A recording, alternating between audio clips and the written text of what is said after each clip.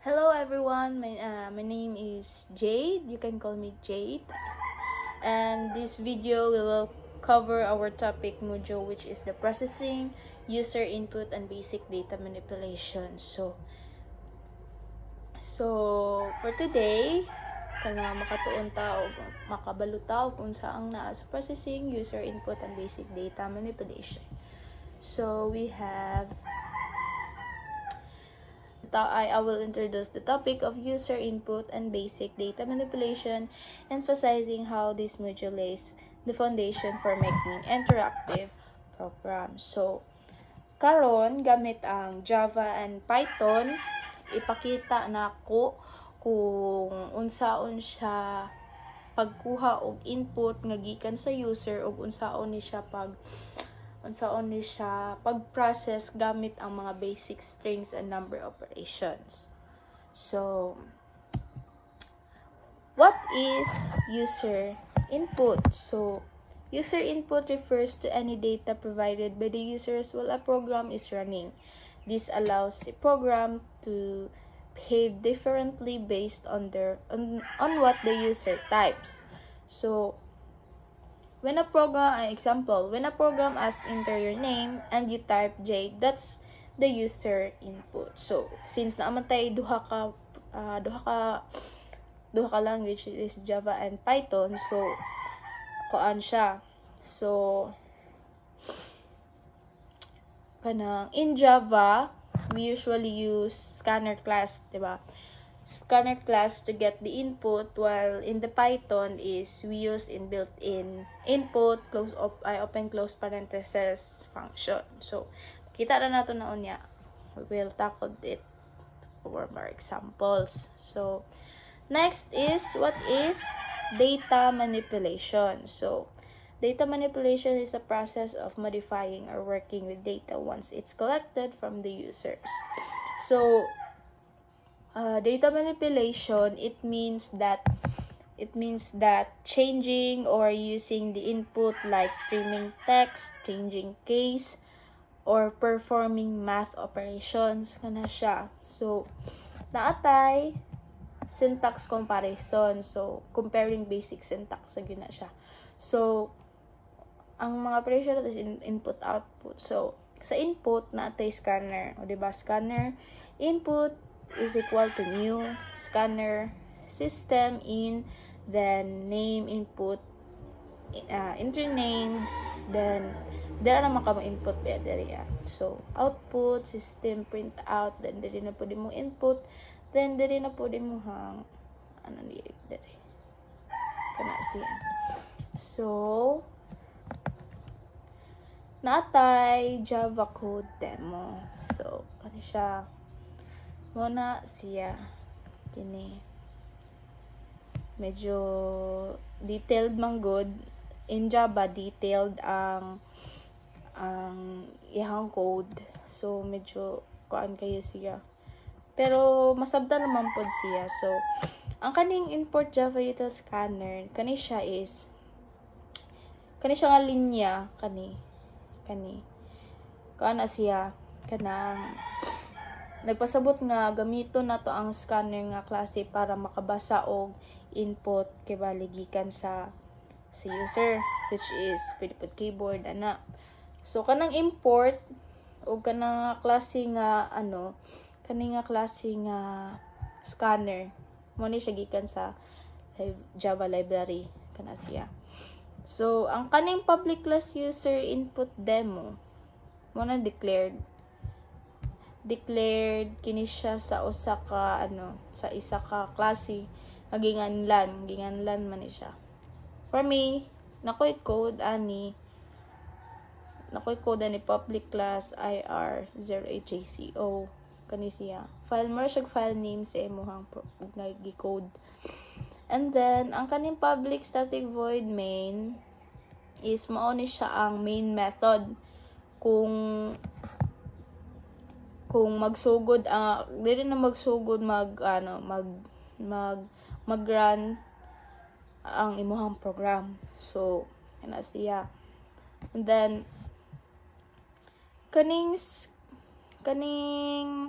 scanner input is equal to new scanner system in. Mao na siya nabuhat og kuan scanner object. Scanner object nganlan og input. Kani siya. Ginganlan og input aron makadawat ka og input nga gikan sa user. Siya. So, mo na ni siya. Proceed na to sa system out print in. Natay enter your name diri mag-enter kag imong name, then string name man ni siya, so input next line kani siya is next line is space lang ni siya, then imong input na next line. So same gihapon na siya process. Ang kanilang age is integer man siya, integer. So input int next int kana siya, then consume leftover new line, so linya linya. So system out print favorite color kaning diri ang part upper name, so dagko ni siya, dagko like capital letter kana siya, then trim color trim kana, then system that print line mani siya nga hello plus upper name plus then kana siya, then same na siya process, i-print lang na nimo siya para makuha nimo ang iyahang arrangement or ma-get na nimo ang i-input sa user. So natay output ani. Yeah. So import Java util siya katatong gianuhan. Ni siyang iran. Enter your name, Jade. O, diba? Mayon lang tag gamay ako ang letter H. Favorite color, mayon tag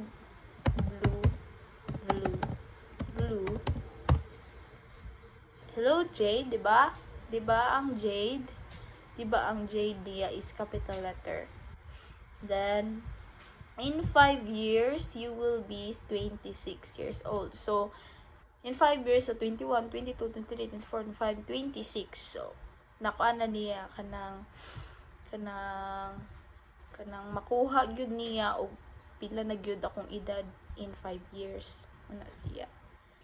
So, karon nato sa Python code demo. So, clear na to siya. So, naatay same ra gihapon siya og arrangement, same ra siya output. Enter your age 12, favorite color ug may tag red, diba?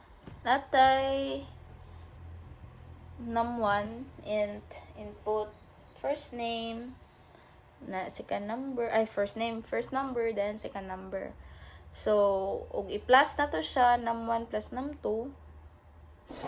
Mo na imong inputan kani siya. Then product times nimo num1 times num2. Then average din niya i-plus nimo, then i-divide nimo 2. So use divide to ensure floating point division. So testingan nato. Sa ano man ni siya sa Python. Sa Python ni siya. So, dito sa Python. So, kani siya. So, di ba natin first number 2 1 ay, may na lang tag 5. So, natay so 2 plus 5 7. Ug i-times nimo 2 times 5 10. So, average niya 2 plus 5 is equal to 2. Ay, hindi. 2 plus 5 is equal to 7. Then, divide mo siya og 2. Ano siya? Ang equivalent. Then, og sa Java pod, ang Java is detailed siya.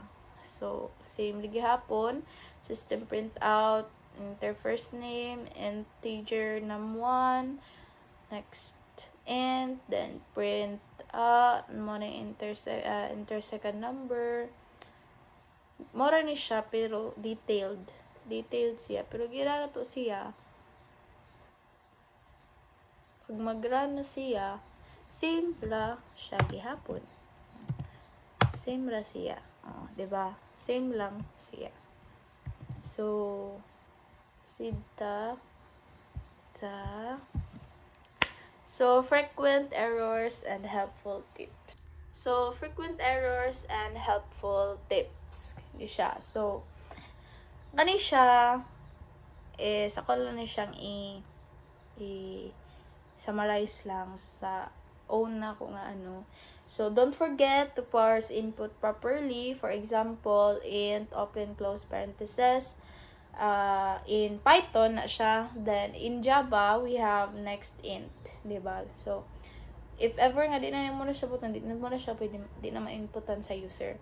So always handle the new line after numeric input data.